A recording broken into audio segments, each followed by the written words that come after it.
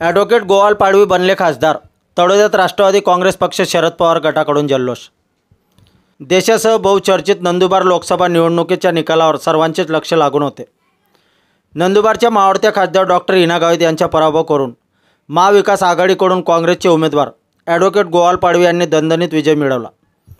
राष्ट्रवादी काँग्रेस पक्ष शरद पवार गटाने काँग्रेस उमेदवाराचा जोरदार प्रचार केला होता। गोवाल पाडवींनी डॉक्टर हिना गावितांची हॅट्रिक रोखत काँग्रेसचा बालेकिल्ला खेचून आणला।